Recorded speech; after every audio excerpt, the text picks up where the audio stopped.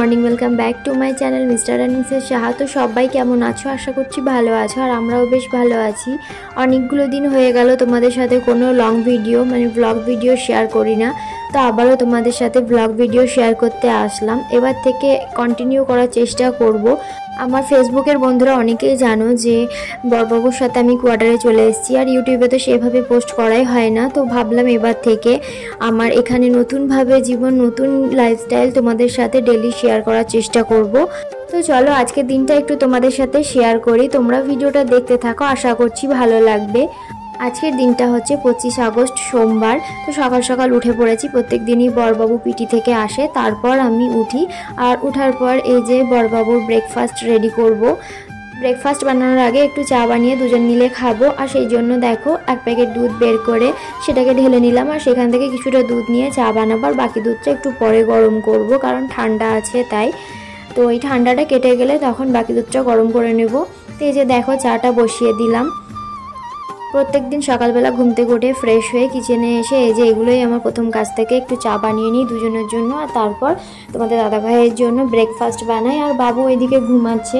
কোয়ার্টারে এসে সকালের ঘুম টুম কোথায় যে উড়ে গেছে তার কোনো ঠিক নেই। এখানে অনেকটাই সকালবেলা উঠতে হয়, কারণ উঠে বড়বাবুর ব্রেকফাস্ট বানাতে হয়। আর এই টাইমটা বাবু একটু ঘুমায় বলে আমি আরামসে কাজগুলো করতে পারি, না হলে আমি একা হাতে বাবুকে নিয়ে সব কাজ সারাদিনে করে সামলে উঠতে পারবো না। তাই তোমাদের দাদাভাই যতক্ষণ থাকে ততক্ষণে আমি কিছুটা কাজ করে নেওয়ার চেষ্টা করি। তো সবার আগে আমি যে কাজটা করি সেটা ব্রেকফাস্টটাই বানাই। তো আজকে এই যে দেখো ব্রেকফাস্টে বানাবো এই চিকেন ফ্রাইড রাইস। কালকে চিকেন নিয়েছিল, তো সেখান থেকে কিছুটা চিকেন আমি ফ্রিজে রেখেছিলাম, আর সেটা দিয়েই আমি সকালবেলা এই চিকেন ফ্রাইড রাইসটা বানাবো ব্রেকফাস্টের জন্য। আর তার জন্য এই যে সবজিগুলো দেখছো, গাজর, ক্যাপসিকাম, আদার্স যা যা আছে সেগুলো আমি রাত্রেবেলায় কেটে রেখেছিলাম, না হলে সকালবেলা আমি ওগুলো কাটতেই আমার অনেকটা টাইম চলে যাবে। তারপর এই যে দেখো তোমাদের দাদাভাই সকালে নাস্তা করা হয়ে গেছে আর রেডিও হয়ে গেছে, এবার অফিসের জন্য বেরিয়ে যাবে। আর এই যে দেখো অফিসে বেরোনোর আগে পাপাকে কোলে নিয়েছে আর ক্যাপটা পরিয়ে দিয়েছে। তারপরে বেরোনোর সময় এত জোর বৃষ্টি শুরু হয়েছে যে বড়বাবু কিছুক্ষণ অপেক্ষা করছিল। আর এই যে দেখো বাবু ওর পাপার ক্যাপটা নিয়ে খেলা করছিল, তাই আমরা ভাবলাম যে কিছু ফটো তোলা যাক। তো আমরা ওর কিছু ফটোও তুলেছি, সেটা তোমাদের সাথে পরে শেয়ার করব। আর এই যে দেখো একটু বৃষ্টি থামলো, তাই বড়বাবু অফিসে চলে গেল। আর এইবার সারাদিন বাবু আর আমি একা একা এবার টুকটুক করে সব আস্তে আস্তে বাকি যা কাজকর্ম আছে সেটাই করব। তো তার আগে এই যে দেখো ব্রেকফাস্টটাও আমিও সেরে নিলাম।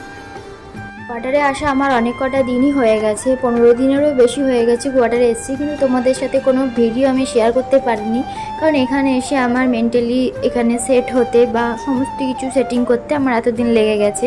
আর আমার ফোনের স্টোরেজটাও একটু স্লো হয়ে গেছে, সেই জন্য আমি তোমাদের সাথে ঠিকঠাকভাবে ভিডিও শেয়ার করতে পারি না। তো যাই হোক, এদিকে দেখো কালকে সানডে ছিল, তাই অনেক জামা কাপড় কাচাকুচি হয়ে গিয়েছিল। আর কাল থেকে এখানে বৃষ্টি পড়ছে, তো জামা কাপড়গুলো শুকায়নি, সারা রাত রাখা ছিল চেয়ারের মধ্যে। তো এখন সকালবেলা সেগুলো একটু ঘরেই মেলে দিলাম, কারণ আজকেও বৃষ্টি পড়ছে, বাইরে একটু রোদ টোদ নেই। তারপর এই যে দেখো বাবু কিন্তু আর ঘুমাচ্ছিল না, আর বেলাও অনেকটা হয়ে গেছে, প্রায় 11টা সাড়ে 11টা বাজে। এবার তো রান্না করতে হবে, তাই আমি বাবুকে একটু কোলে নিয়েই রান্নার জোগাড়গুলো করে নিচ্ছিলাম। তারপর বাবুকে একটু খাইয়ে দিয়ে ঘরে শুয়ে রেখে ওকে একবার করে খেলা দিয়ে আসছিলাম, আর আমি রান্নাটা সারছিলাম। এইভাবেই আমি প্রত্যেকদিন রান্নাটা করি, একা হাতে সমস্ত কিছু ম্যানেজ করতে হয় আমাকে, বুঝতেই পারছো। আর এই যে দেখো এর মধ্যে আমি একটু জামা কাপড়গুলো গুছিয়ে নিলাম যেগুলো শুকিয়েছে। তারপর দেখো আজকে অল্প একটুই কাচার আছে, বাবুকে একটা জামা আছে আর একটা দুটো কাঁথা আছে, ব্যাস। কাচবো কি কাচবো না ঠিক নেই, যদি বৃষ্টি কন্টিনিউ হয় তাহলে আর কাচবো না, কালকে কাচবো, রেখে দেবো। আর এইদিকে দেখো রান্না করতে করতে আমি কাজগুলো করছিলাম। আর এই জিনিসটা কি বলো তো, এটা হচ্ছে আদা রসুন পেস্ট। আমি এভাবে পেস্ট করে ফ্রিজে স্টোর করে রাখি, কারণ এখানে খুব লোডশেডিং হয়, কারেন্ট যখন তখন চলে যায়, তো রান্নার প্রবলেম হয়ে যাবে বলে আমি এটা ফ্রিজে রেখে দিই। আর এমনিও আমার অনেকটা টাইম সেভ হয়ে যায় এতে।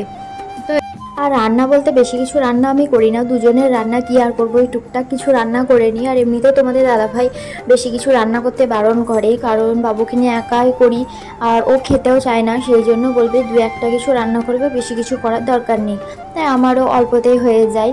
তো এদিকে দেখো রান্না আমার প্রায় মোটামুটি কমপ্লিট, ঘরটাকেও একটু ঝাড়ু পোছা করে নিলাম। এবার আমি বাবুকে স্নান করাবো আর নিজেও স্নান করব। আর ওইদিকে বৃষ্টি এখনও পড়ছে, তাই আর কাচাকুচিগুলো আজকে করলাম না। আর এদিকে দেখো আমার রান্না করার পরে কিচেনটা মোটামুটি পরিষ্কার করেই নিয়েছি। মোটামুটি সব কাজ সেরে নিয়ে বাবুকে স্নান করিয়ে আমি নিজেও এবার স্নান করে চলে এসেছি। এতক্ষণে আমার নিজের একটু ফ্রেশ লাগছে। মানে সকাল থেকে কিভাবে যে টাইম চলে যায় আমি কিছুই বুঝতে পারি না।